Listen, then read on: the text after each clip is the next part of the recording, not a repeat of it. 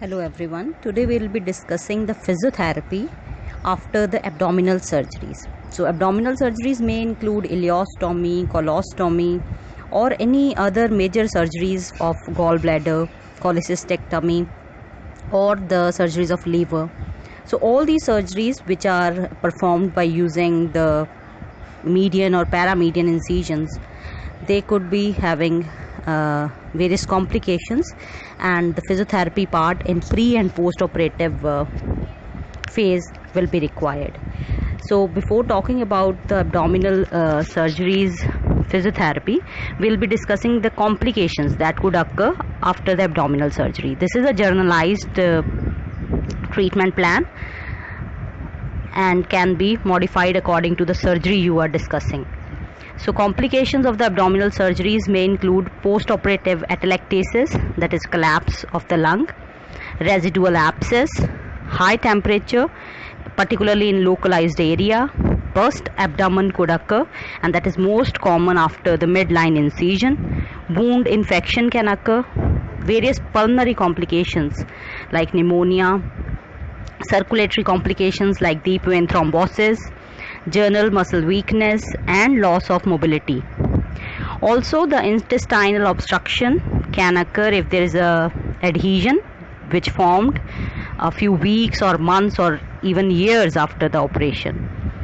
General other complications may include the pressure sores, postural complications and incisional hernias.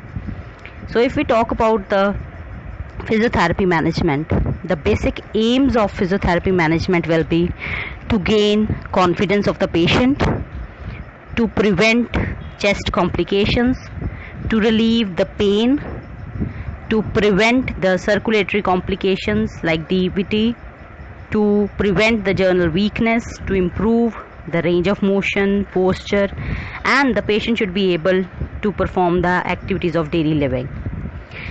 So talking about pre-operatively, that is before the surgery, the physiotherapist will be explaining the surgery and its after effects.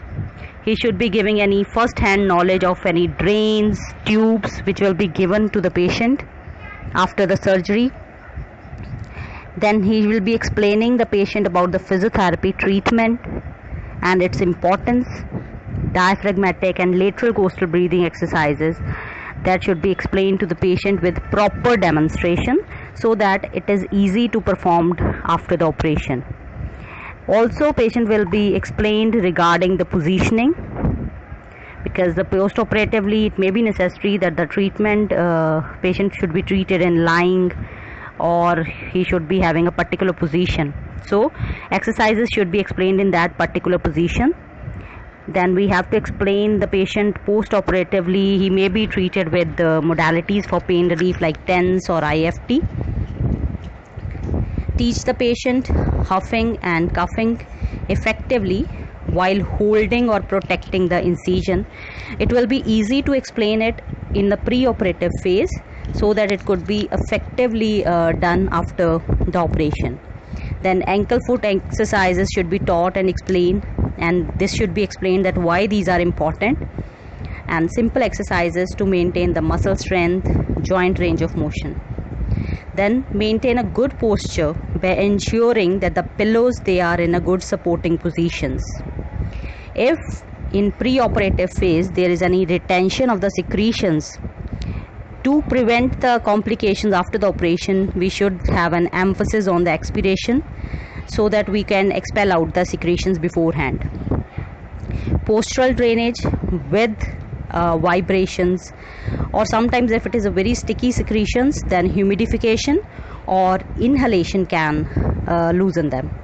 Also in the pre-operative phase, to prevent the pressure sores, proper positioning with pillows, adequate turning in the bed, and also try to achieve early mobilization of the patient.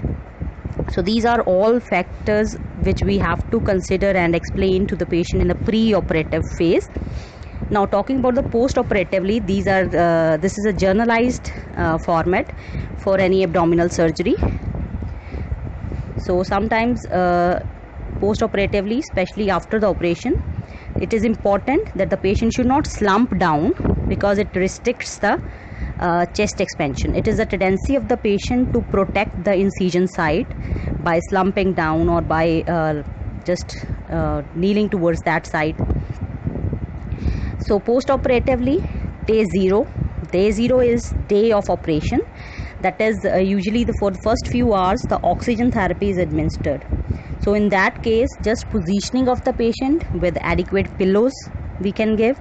Then depending on what is the level of consciousness of the patient, we can begin the active range of motion exercises or the breathing exercises with proper protection of the incision site.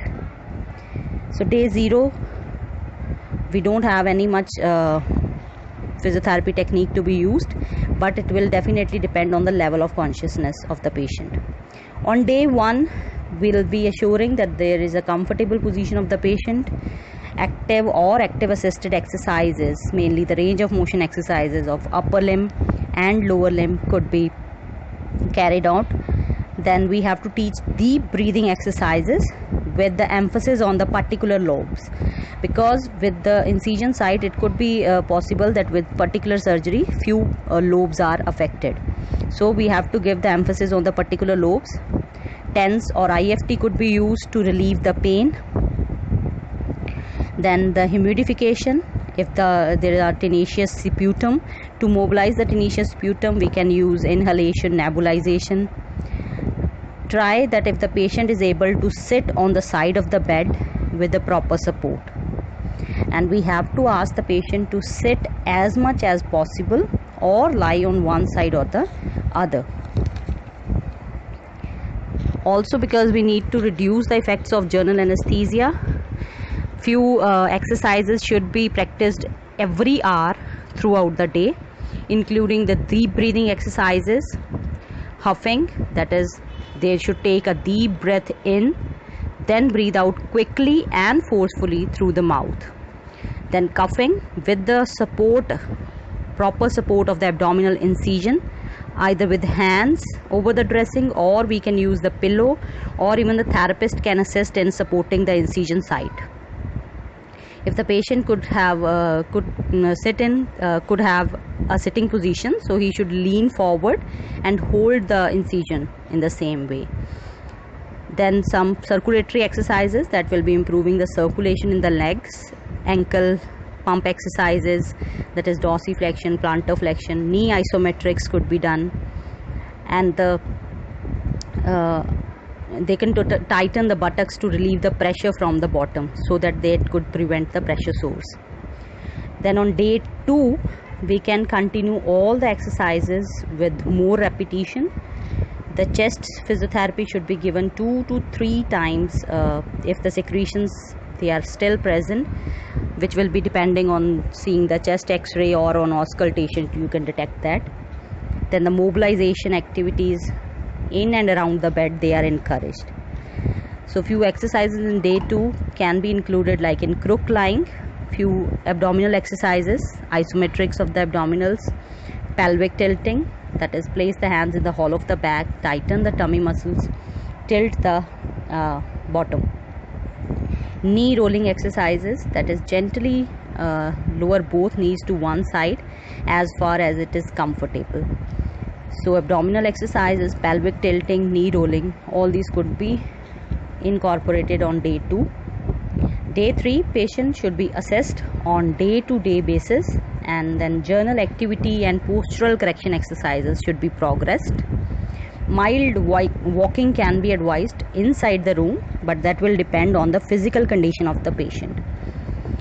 And one very important thing is the posture. So it should be important to be aware of the posture, and the patient should take special care for about 6 weeks after any surgery, because if he will be having a good posture, that will prevent the backache and other postural issues.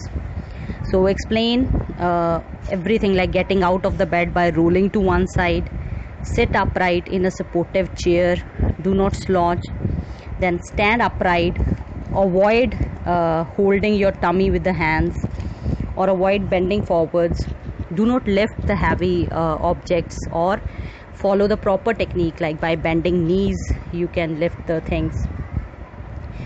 Then usually at day 6 or 7 the stitches are removed and patient can go home from 8th to 10th day post operatively if there are no complications. And after 2 weeks the patient will begin regular short walks, which will be increasing, we can increase the distance day by day. And we have to give advice on discharge also, that the patient should continue with the exercises for at least 6 weeks. Proper daily rest time should be taken on the bed for an hour or so. Walking, depending on the condition of the patient, it should be done at least once a day. Then we should not expect that driving should not be done for at least 2 to 6 weeks. It will be definitely depending on the surgery. And if patient want to go for any work or sports, gradually we have to build up the level of the physical activity. He has to get the approval from the doctor. Then for exercises routine, like for swimming, cycling, aerobics, we still need to build up the level of the physical activity, which will be built up gradually. And we have to ask the patient that he should avoid heavy lifting, stressful work, heavy housework like gardening, etc. So all this physiotherapy treatment is a journalized format, and it will definitely vary individual to individual, as well as it will be varying according to the surgery which is performed by the surgeon. Thank you.